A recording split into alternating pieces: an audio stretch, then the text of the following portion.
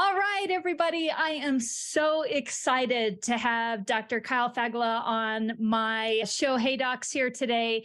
And what a treat this is going to be. He has, as most of you know, been in our industry for quite a while now and is really going to take us on his journey from startup to co-owner of Neon Canvas. So, Kyle, thank you so much for being on the show.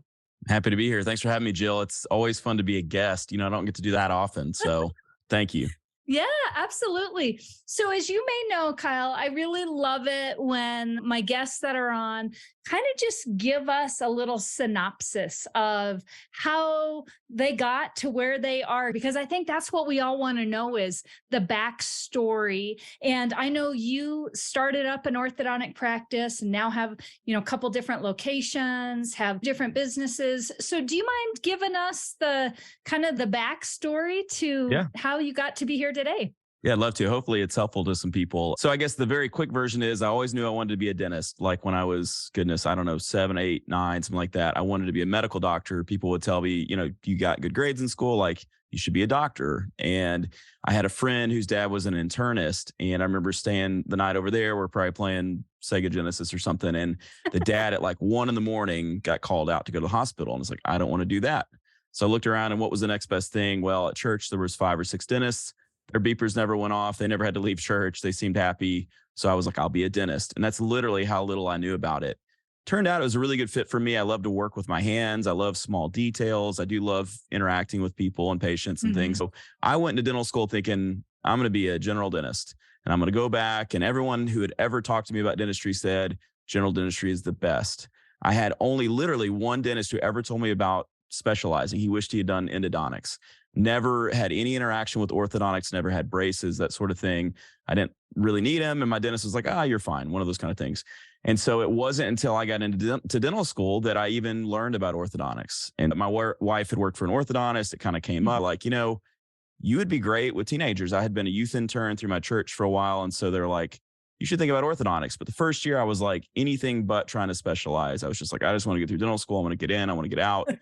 And then it kind of occurred to me that, man, I don't know, maybe I would like that. And so kind of happened into it, almost stumbled into it, partly because of Anna's job, which was a total like sort of surprise that she even got a job in orthodontic practice. Literally no background in that. She was going to do news and radio and stuff like that.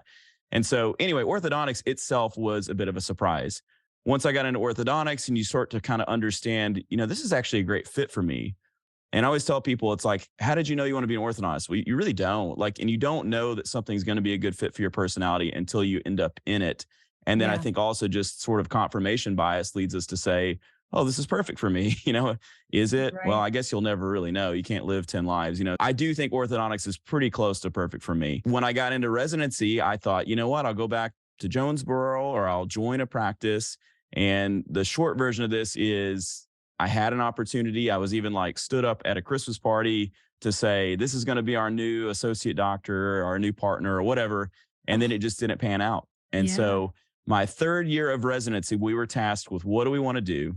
And I had talked to enough practices to know there weren't opportunities. It was still on the heels of, the economic crisis and recession and all that kind of stuff. So no one really wanted to take someone on, or maybe they didn't want to take me on. I don't know. But we were just like, you know what, Anna, you've worked in orthodontic practices for long enough. No one in my family had ever owned a business. I did not grow up in that kind of a world. I grew up in an employee mindset kind of world. God bless my parents and everyone around me, but it's just not the way they thought, not entrepreneurial, not business minded in that sense. Yeah. And so it was really like looking back on, I wouldn't say a huge risk, but just something we weren't really even aware of how much was going to go into it. So, but we did it. We were like, we want to stay in Memphis.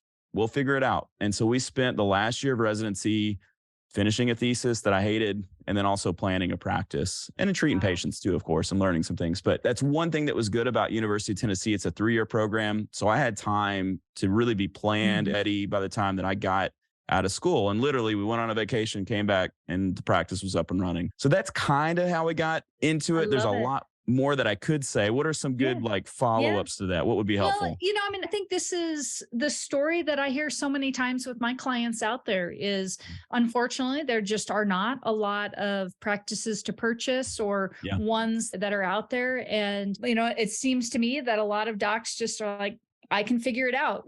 I can do this. I can make my way. So I love it that you and Anna did that together, which is, even better to have the support of a spouse. I think that's great.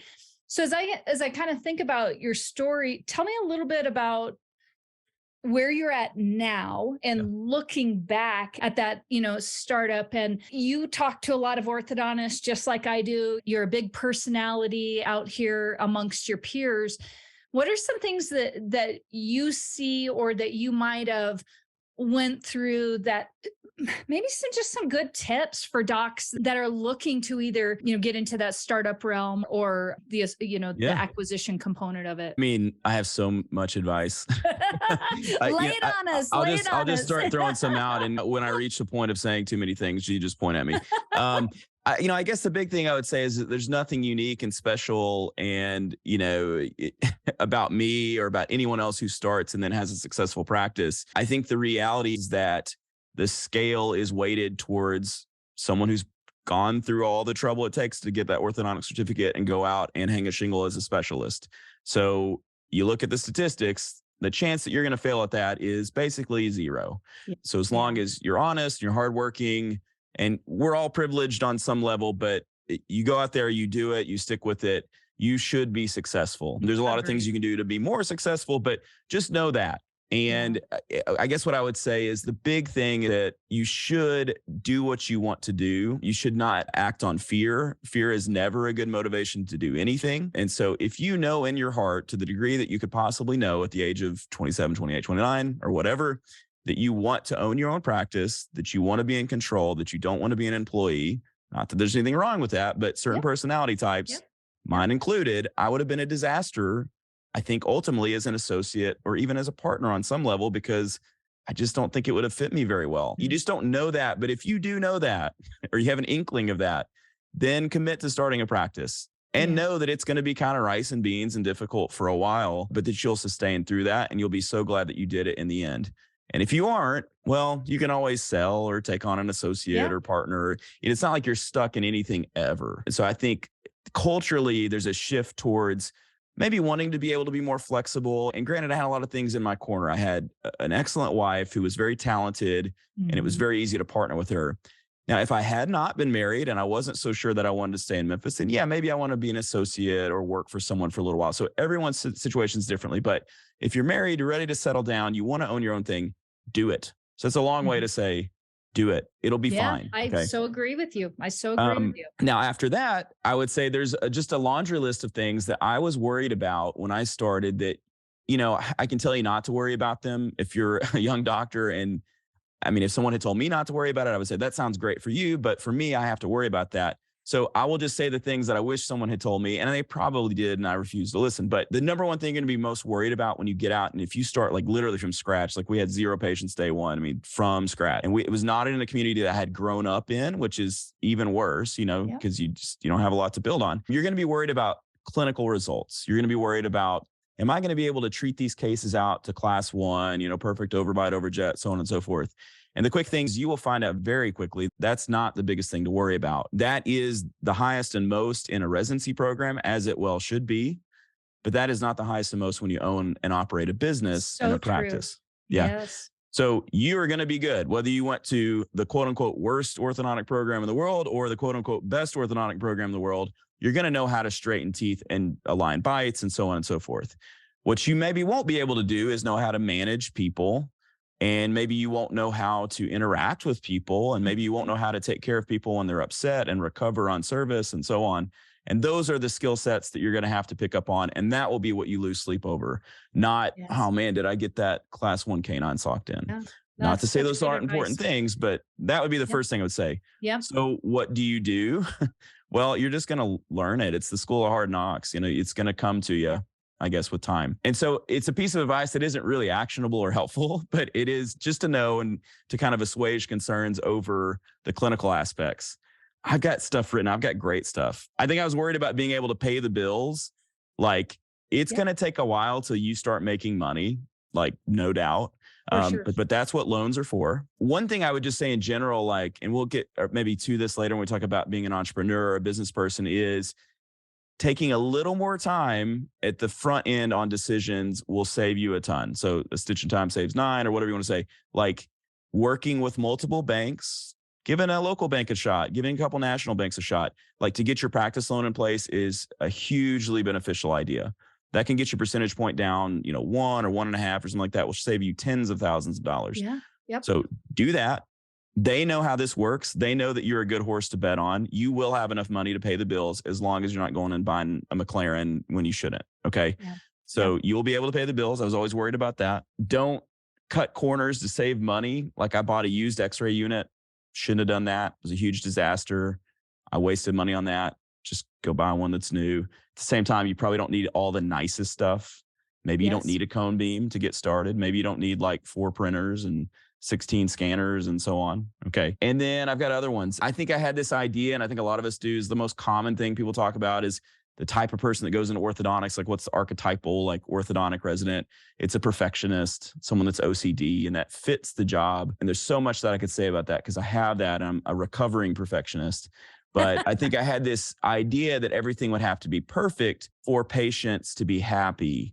And the one story I always tell is that I had a team member who's still with me, and God bless her, she's excellent, but she still reminds me to this day of what I did. And that was, she was writing on retainer cases, patient name and, whatever. And I saw her handwriting and I didn't think it was good enough for the retainer case. And so I asked her to have someone else write on the retainer case. And yeah, I know. And my handwriting's not great either, so I wouldn't have written on them either, but what a rude thing to do. And it was sort of cloaked in this like desire for perfectionism and for everything to look just a certain way. And maybe that works in like a 3 Michelin star restaurant or something, but like in the real world of an orthodontic practice, it's just not the way to approach things. And there are always battles that you can wage, but most of them you don't need to. And not everything has to be perfect, and you have to learn how to trust and delegate and so on. So I think that was like 6 things. Great little pearls. And I think these are all the fears that doctors have. I mean, I've been doing, consulting now, working with startups for over 17 years. And, I have these conversations all the time, week after week, day after day with docs. And these are the things that you're correct. When you get out of school and when you get going, you're really thinking clinical. And I always tell my docs, even from referral patterns to people seeing your work, they aren't even going to see that until maybe 2 years in to really start to see what a good clinician you are. So you really have time to figure out your craft in regard to coming up with those processes that you're going to be doing in your office and whatnot. And we don't need that right in the beginning. What we need is a way to make relationships with our patients, start to build an experience within your practice so that patients want to send more patients to you, and to start to build your brand and your brand awareness out in the community as you're getting along. And then I believe all the rest of that just comes along as you get better and more comfortable in your skin as a business owner, more comfortable just with your processes within a practice as well. I would 100% agree with you that learning to manage a team, learning to put somebody else before yourself, to understand where somebody else is coming from, and also to understand that nobody will work as hard as you will in your own business. And finding that balance can also be tough because it can put sometimes some really undue pressure on team members that are doing their best for what they know, but they just may not ever hit that, that, I don't know, level of perfection. Or like idealized version that you have kind of in your mind. Yeah. And I would actually push back just to say, I don't know if you said, and I know what you're saying, but team members won't work as hard as you. That may not be true. I mean, some people work really hard. That's a really hard work. But I think at the end of the day, no one will care as much as you do. And I think maybe another way of saying that is that no one is as permanently married to this, endeavor as you are. Yeah. Kind of, everyone has an expiration date, as do all relationships. And you just have to know that, I guess I would say also, like, and I don't know how to tell this to a young doctor, but not everyone is going to be around forever. Yes. And also the things that you say and that you do and the way that you treat people, that stuff can last forever. And because another piece of advice is that for me at least, like, again, somewhat as a perfectionist, but also someone who, if I feel like someone's upset with me or that we don't have peace, like it bothers me, like it keeps me up at night. Like I'm going to try to figure it out like right then and right there. And this is true of patients as well, as you cannot make everyone happy. And I thought that, by doing things just a certain way that I could make people happy, And that's just not the case. And Yeah. so one of my favorite lines on a consult is if you figure out that someone's difficult. And so we call those class 4 patients because I can write it on a sheet. No one knows what a class 4 is. Some people say a PITA patient. I'll let you, decipher what that means.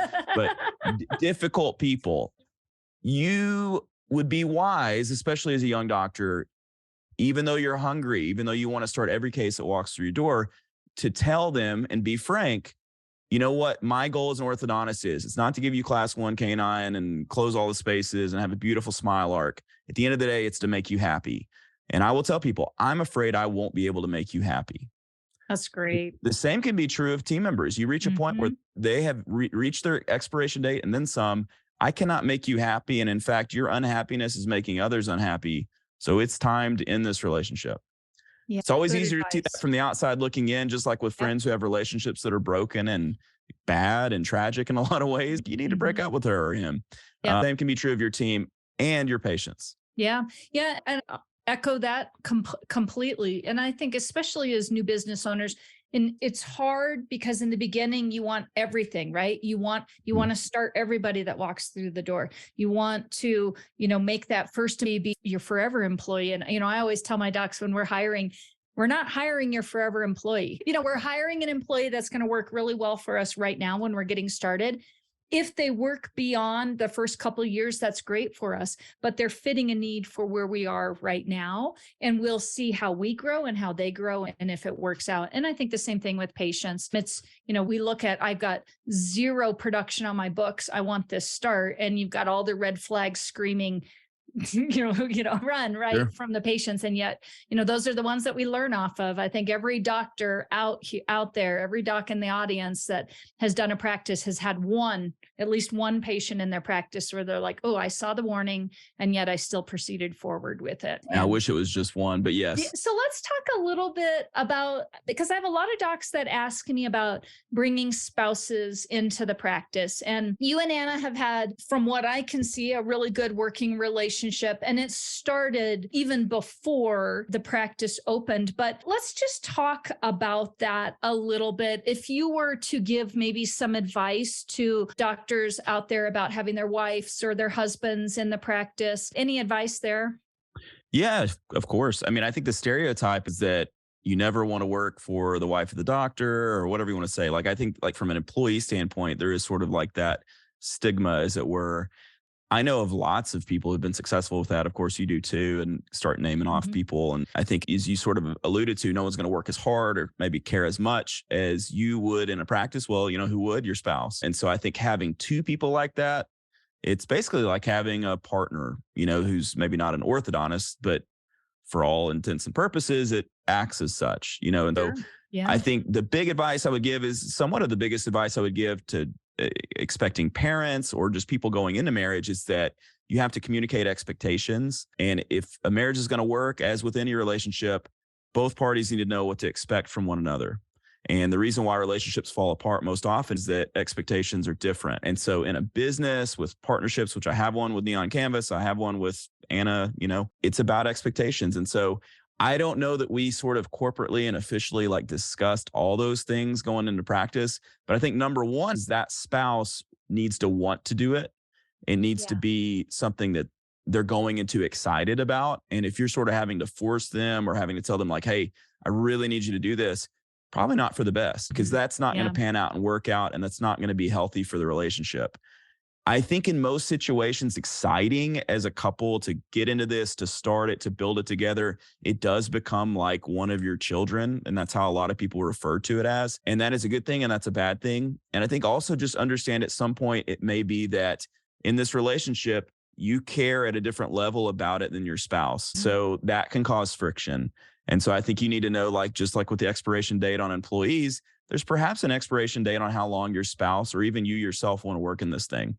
And so I think it's like anything else. It's like regularly meeting about expectations, regular meeting about how are you feeling about this. And if at some point he or she is like, you know what, I don't know whether I want to be here, that can be okay. And that the marriage relationship, the family relationship is more important, and it's more your identity than that of we work together in a practice.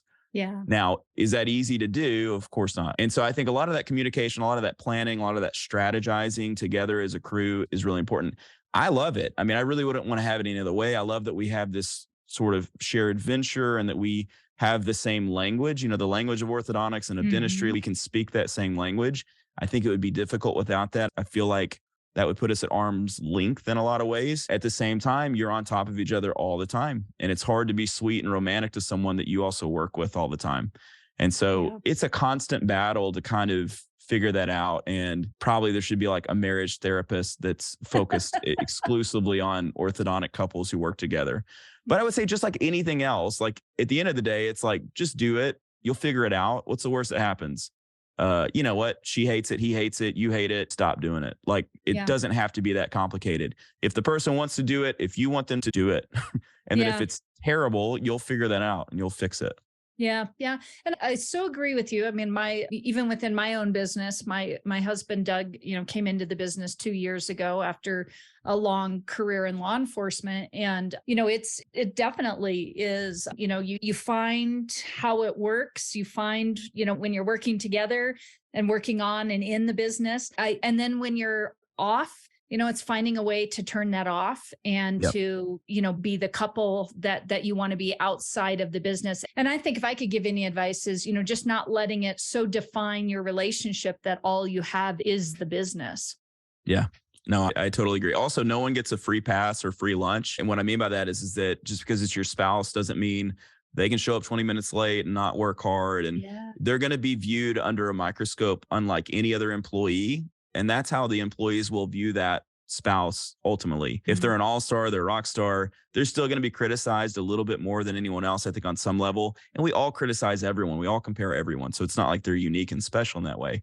But that can be very difficult. And I've seen it when you have a spouse of a doctor working in a practice and they're untouchable and they act as such. So that Yeah. diva mindset, it doesn't work if you're the doctor. It really doesn't work for the spouse either. Yeah. Yeah. Such good advice. Such good advice. So I want to switch gears a little bit and talk now about like it's not enough that you did a startup, but then you've done multi locations Yeah. and did another business. So lead us down that path. Like at what point did you decide? First, I want to go a little bit about multi location because I think a lot of docs, I think it's so easy to compare where people are at right now to where you're at. And, I have so many docs that when they start with me, they're like, Jill, I want to do a startup. And then in a year, I want to, buy another location. And then I'm like, let's get that startup. Let's get your baby going first. And then let's focus on, what's down the road. What point in your, in your, career did you go, and maybe you started out in the beginning knowing you wanted multiple locations. Did you go, I think I'm ready to go for another location? Yeah. Can you You talk said about that a one, little bit? I absolutely will. You said one thing that I think is also very important is the comparison thing. It's the thief of joy or whatever, but Yeah. it really is. And it's just to whatever degree you cannot worry about what someone else is doing or has done or will be doing, like you're going to be better for it. So do what's right for your own situation. For me, the quick version of like how we ended up with multiple locations was in order to be able to pay the bills, I worked as an associate in a pediatric office doing orthodontics for the first 2.5 years.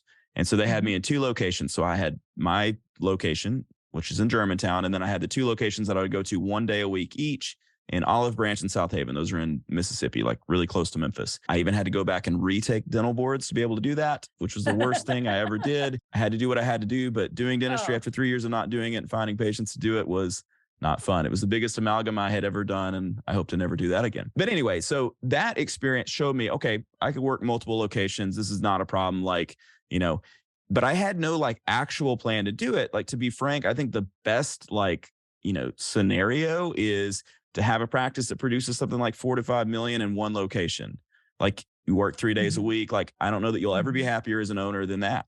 I mean, you're taking home agreed. at that point, a couple $1,000,000. You're working in one location. It's always familiar. You're there every day. There's just so many synergies that go with that. So if you can accomplish that, and I know some doctors who have, do that. I Okay. 100% agree with you on that one. At the same time, as opportunities come, sometimes you have to act on those opportunities. And the opportunity that came was there was a very large and thriving pediatric office with 2 doctors whom I love and really respect, who had a spot next to their practice in Collierville, which is another suburb, one suburb east of ours, Germantown, that they needed somebody in that spot. If it wasn't going to be me, it's probably going to be somebody else. And it was like, what a no-brainer to go next to them. They would send me all their patients. Let's do it. Yes. So that's really what it Mhm. was. I don't know Mhm. that we would have been in a second location, maybe eventually, had it not been for that, because I think there was enough room to grow just in Germantown. But opportunity came up. It was like, talk to Anna about it. Yeah, this would be stupid not to do this. And so we did it. And it was a little earlier than we had hoped for, just the way things went. In hindsight, man, what a great thing that we did it. Mhm. Mhm. Now, one thing you may not have known is I actually opened a third location. Oh, I did Yeah, not. somewhere along the way in the Midtown area. So no orthodontists in Midtown. Same pediatric group had an office there. They're like, hey, if you want to come and work out of our space, you can do that. And it was another one of those things of like, well, if I don't do it, who's going to do that? And I didn't really want to solely that relationship and so on and so forth. So we did that for 1 year. And I wouldn't say it was a disaster. It was profitable, but 3 locations for me as a single doctor was one too many. And it was too many for the Mhm. team. And anytime you have multiple locations and there's one location that is absolutely everyone's least favorite, for whatever reason, probably it wasn't a good idea, you know? And so Yeah. that's kind of what it was for us. We were also working out of the practice, and that is not great. And so if you have your own space and it's another location, that can work. Although inevitably your flagship practice location will be the one where all the mail comes, all the cases get shipped, like it's your home base. And so anything outside of that is going to be secondary. And anyway, everyone will know their own balance. I know doctors that can have 6 and 7 and 8 and 15 and 25 locations. For me, I'm a 2 location doctor. I can make 2 work. But I'd rather just have 1. Yeah. But to me, and to kind of wrap this up, I think it is dictated by your geography and by the demographics of your space. If you don't need that other location, which means if you can hit your goal, whatever that is, you want to produce 2 or 3 or 4 or 10 million or whatever, you can do that in one spot. Why would you add another location? It's Right. super inefficient. I mean, it's super inefficient. Yeah. But for us, 2 has worked. Yeah. That's great. That's great. So if you take on 2 practices back or 3 back down to 2, and then you And start a whole yeah, nother business. yeah. Well, so the neon canvas thing, for those who don't know, we started that coming up on about 7 years ago. It's a full service digital marketing agency. If you want the history on kind of how that started, I really feel like I kind of backed into that on some level. Like I did not foresee it being what it is now. In terms of growth, it has outpaced the orthodontic practice for sure. We're in 43 states. We've got clients in Canada, mostly orthodontists, but also I don't think people know this, but we also acquired another agency along the way. And we have a lot of clients in Memphis, really big, like Fortune That's 50 great. companies, but mostly orthodontists. But anyway, the idea of that was I knew Alex Rasmussen, he's been in, I think at this point, digital marketing probably 20 years, and Mhm. from another company who built my first website, which before, I was speaking about digital marketing and social media and all that, like I saw the value in it. And actually I got my first step into that as the manager of a band that I play drums in. And the day that Facebook pages came out, I was on there, but for my band at the time. And so I learned all that stuff and I saw the value in if I want people to come to the concert, I need to be actively posting about it and promoting our Mhm. band, which was Yeah. our brand at the time. And so I really got to kind of play like as a sort of a manager and interacting with booking agents and people that didn't want to pay you at the end of the night, even though they promised it. It's a little different than orthodontics, but it's kind of a funny, like almost like playing the game of being a business owner. Yeah. And so I knew that a website, social media presence, all that was really important when we started from scratch.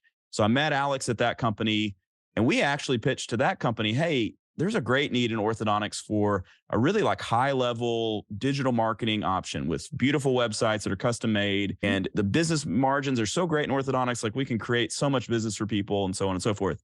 And he ended up just kind of passing on. I don't think he saw the opportunity. And so Alex and I went to a Grizzlies game together. It's a basketball team here. And he was like, why don't we start something together? I was like, all right, why not?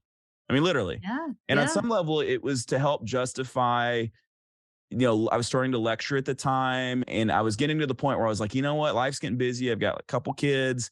Like it would be nice to have something to help justify these efforts. And so it was like, let's do this. I had no idea it was going to grow as big as it did, but I'm really thankful that I did that. And I think this would be like my biggest entrepreneurial piece of advice is if something sounds fun and it's going to fill your cup, then say yes to it. You know, you can Great always advice. say no to it later. You can always shift out of it. You can always deprioritize, or maybe you find that you really love it, which has been the case with Neon Canvas. I've actually prioritized it more. If I've Mhm. deprioritized anything, I've done it to the orthodontic practice. I'm working fewer days now. I have an associate doctor. because I want to spend more time doing the digital marketing thing, which goodness gracious, I didn't know I wanted to be an orthodontist. I absolutely didn't know I wanted to be a digital marketer. Yes. I did Yeah. build websites as a kid. I bought, like it was like a Metallica fan website as like a 15-year-old. So I toyed around with all that stuff, but I had no idea. And you'll never know what you're going to get out of life. But I think if you're willing to say yes to the things, again, that fill your cup, and if you're also willing to say no to the things that don't, I think, being an entrepreneur, starting businesses, starting locations, knowing that nothing is forever and nothing's ever going to be perfect and things are going to be messy. So were they for Edison, who, failed a couple hundred times making a Yeah. light bulb. Like, Yeah. it's okay. It's like making a pancake. The first one's going to be messed up. Like, Yep. you just Yeah. got to keep making Yeah. them. So, That's great. So Yeah. I want to get a few gems out of you for Sure. our audience here, because you have a marketing company that you are a part of, and this is such a big thing as startup practices, and Yeah. knowing where to go all in at and whatnot. Do you have any little pearls that you could give the audience on what you think, if you're a startup or a younger doc and you are, working with either Neon Canvas or, just looking at getting out there and interviewing companies or getting Yeah. started, like a few, maybe just the pearls, like I said, on what you should pay attention to, because Sure. I'm sure even now it's different than when you started, Mhm. your business. And we all know it's changing every year, but you want to give us a little insight, since we got Of course. the inside track with you here. I mean, I do have the unique advantage of being able to see what works in different states and different cities and the rural and the super urban and, all that. So like, we do know what works and it works everywhere. And I guess what I would say from a marketing perspective, maybe take it, like, if you're a real analytical person, and a lot of orthodontists are, we kind of skew that way. Start a spreadsheet, okay? And list out all the potential things that you could put time into from a marketing perspective. And then maybe rate them on a scale of 1 to 10 in terms of what you predict that they'll produce for your practice. And maybe come back every 3 months or so and then rate, well, what did they actually produce?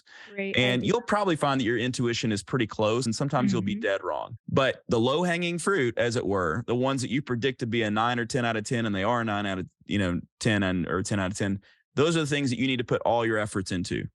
And it's until those are super saturated, you don't move on to something else. So for what those are for different practices, who knows? But I will say, from a digital marketing perspective, that is having a website that converts and that ranks high organically on Google.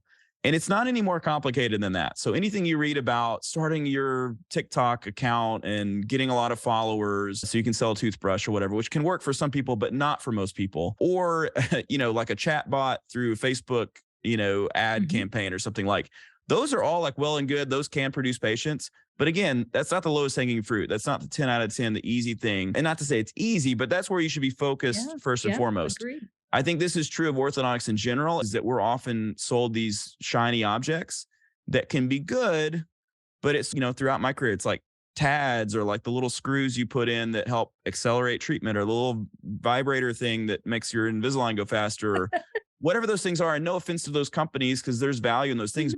If that's what you're prioritizing and you're trying to like sell to patients, that's not what they really care about. They just want a straight smile. Like, they want braces. Like, focus on that first. Okay. The little aside. So with digital marketing, it is basically finding a company that's going to build you a great website, ideally built on WordPress, which is the universal standard. You don't want it built on some proprietary thing that when you try to extract it, you can't get it out, or the company has to rebuild it. Yeah. And so, for what it's worth, Neon Canvas does that. When you're done with us, whenever that happens, hopefully never, but when it does happen, you can take that website. We're very upfront about that. Like, we're very clear about that. You might be surprised that a lot of companies, some of whom work in orthodontics, are not like that. The other thing I'd want to find out is that the website that's being built for you is custom, it's tailored to your practice, and not just some sort of template that they're quickly filling out. So ask them, how many hours do you spend on our website? Because all those things will kind of lead to you being more or less successful on Google. And then, of course, you want a social media presence. Of course, you want to run Google ads. To be fair, like, those things are definitely important. They create, leads onto your website that can become new patients. But those things are a little bit easier for companies to do at the same level. I mean, I would say Google ads are a little bit harder to strategically do well, but like, a lot of that other stuff is sort of a dime for a dozen. Yeah. So the really hard thing is building a truly custom website that's optimized for search engine optimization. And then the other stuff that surrounds it is important, but really that main thing you need to be focused on is that website. You may not be able to afford the nicest and best website, just like you can't afford, with your first home, like some 10,000 square foot mansion, but you need to start someone that you can grow with as well, ideally. Because what I found is that relationship, as it goes naturally, we learn more about their practice. They learn more about how we work, and it becomes more synergistic with time. Yeah. Sorry, that was all over the place. No, that's good though. And I think, I think you're so right on. And I think especially for young docs and startups, we have a budget that we're working with, and, we only have, it sounds like, oh my gosh, I got 700, 800,000 for my startup loan. Well, that goes really quickly. Yeah. What I would tell doctors, which echoes what you just said, is you have to invest some of that money into your website, into your marketing strategy for that first year. Because as we all know, we're starting from zero, and we need people to start being aware of your brand. You need to be, and if somebody doesn't know this organically, you want your website organically coming up on that first page, which means that you aren't paying to have it come up. It's just naturally because of the way it's built. It's not invisible. People aren't searching 3 or 4 pages back to find your website or whatnot.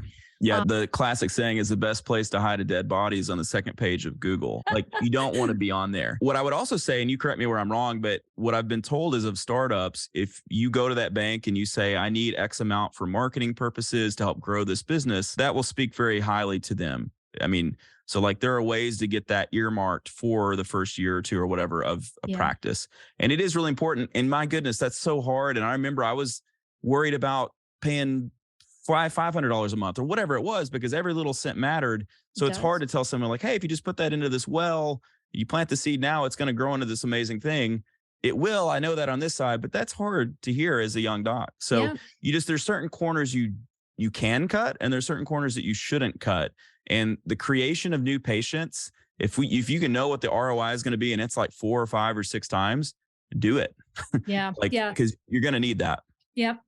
And another piece of advice that I always give my clients too is, no matter what company you're working with, they should be giving you analytics, which is telling you, it kind of helps you understand what your return on investment is. And I know Neon Canvas has got a great report, and, other companies as well. I think most companies do that for sure. And I absolutely agree. I think it should actually be an analytics software that you can view in real time. So they're not able to hide things, because let's be honest, if it's a report that you get once a month, are they going to maybe erase the things that look bad or kind of shift things here or there? So it should be a thing you can see in real time. And I think some companies will do that. So Kyle, as we're kind of finishing up here, if you were to give, you've just been giving us great advice this whole time, but if you were to, kind of give advice about, I'm going to say 2 things, kind of work-life balance, and then on just being an entrepreneur and getting your business going and, moving along. What's some good advice, if you were to pick 2 or 3 things that you give docs out there?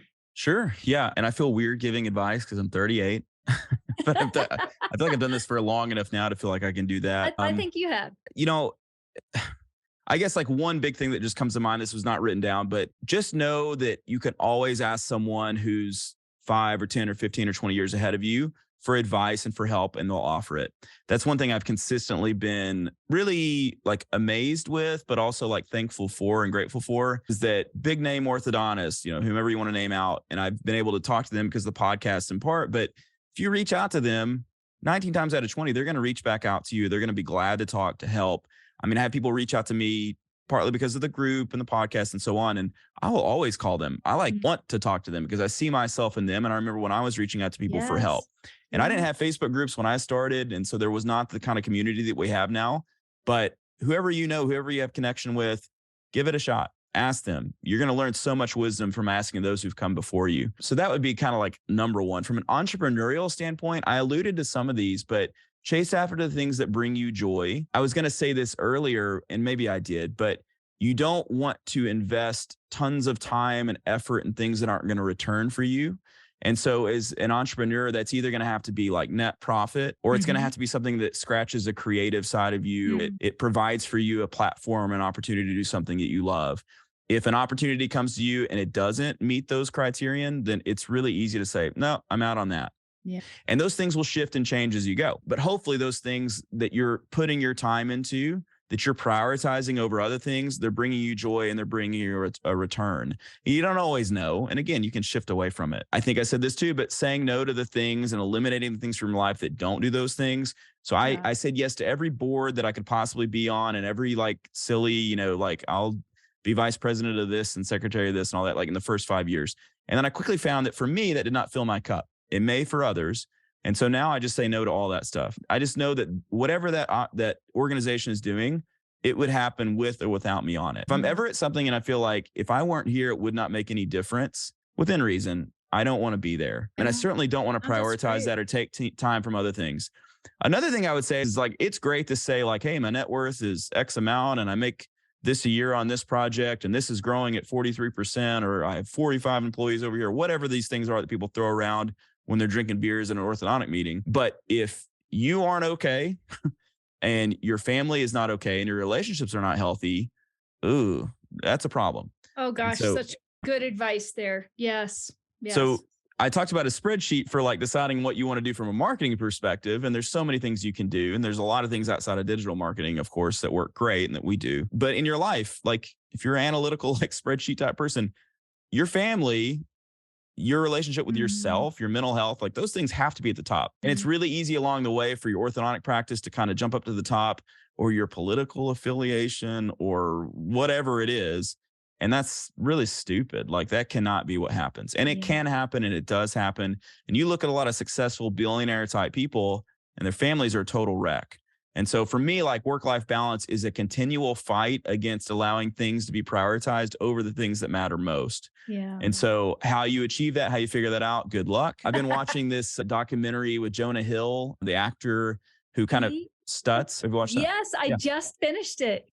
So quick version is Jonah Hill, comedic actor, really big and Superbad and so on. And for whatever reason, people just would always feel like they could give him a hard time about his weight. And so he goes into a lot of detail on that, but it really bummed him out and like stressed him out. And he went into interviews expecting they were going to make fun of me for my weight and for being fat.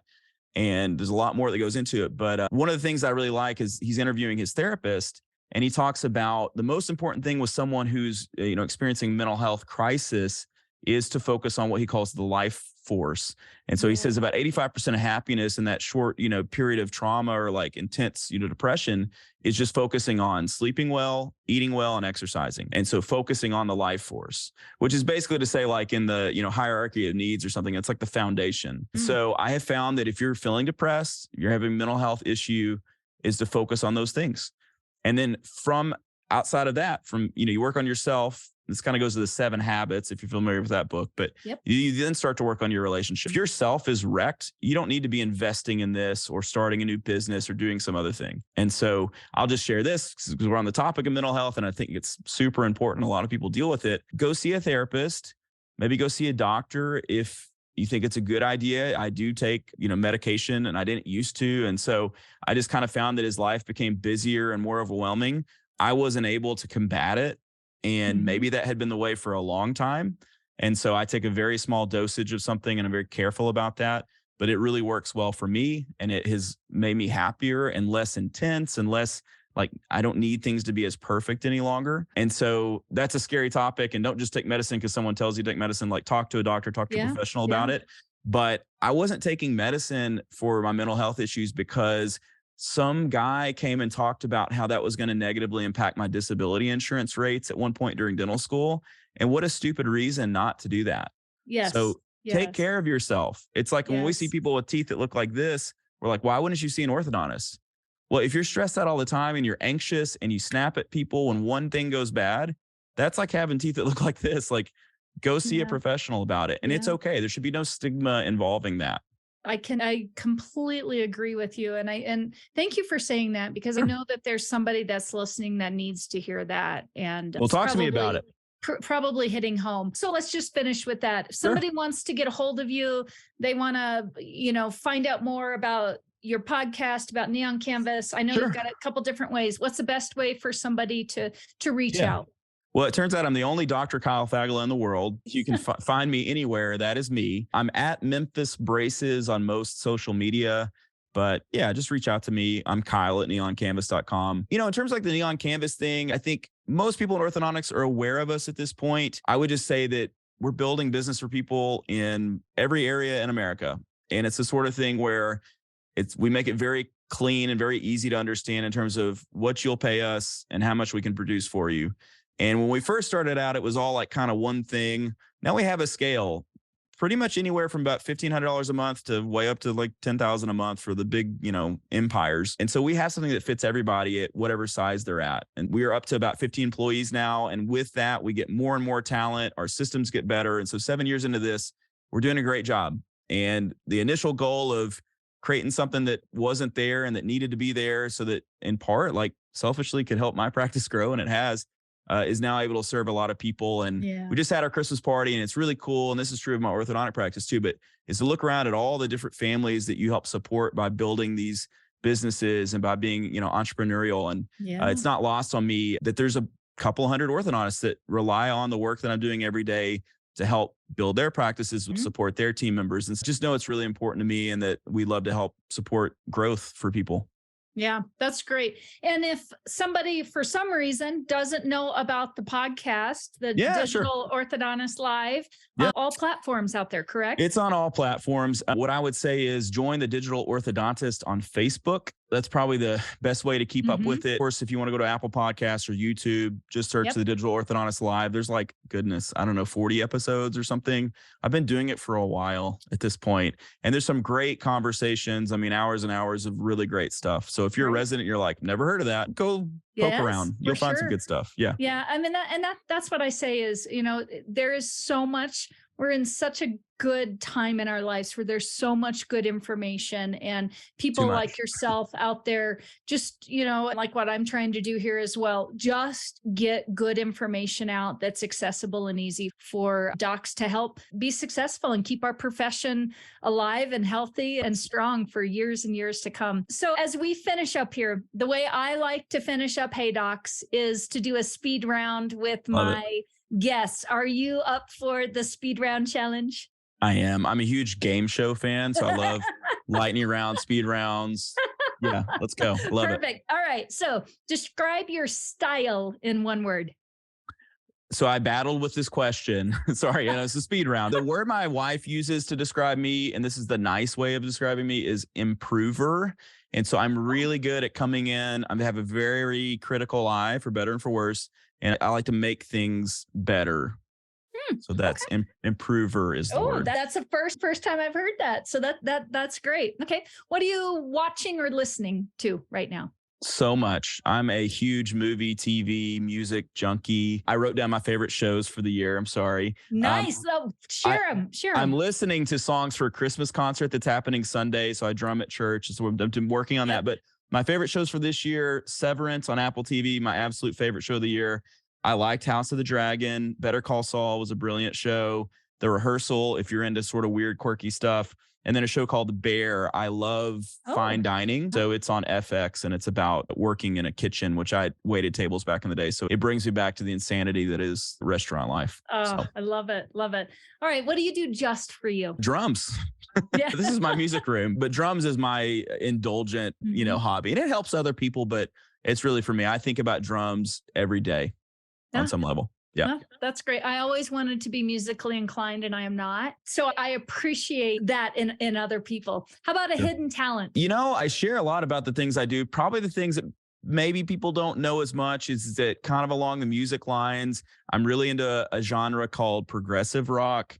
And I appear on podcasts and review albums and admin a group for the drummer this is his drum set called Mike Portnoy. He's a drummer in a band called Dream Theater. I'm the admin of his forum. There's 10,000 members. And not only do I have an orthodontic forum, I have a progressive rock drummer, platform.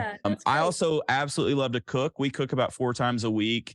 And I also love red wine. And then I have about 17 other hobbies at any time. I'm like getting into this or that, whether it's cigars or it's some other niche thing. And I also love fine art. There you go. All right. That's great. And then if we finish it up here, big, hairy, audacious goal that you have for yourself. Yeah. So I have so many. I will tell you one. Sorry. This is supposed to be a speed round. That's all right. my biggest one is that conversations of legacy, which is this, they bother me a little bit. So spiritually speaking, religiously, I'm a Christian. I feel like we get so held up on legacy, and it's really an idolization of this current life and this current, body and existence. I don't think is going to be around forever. Whether you're a Christian or not, you know that it's not going to be. We're going to die.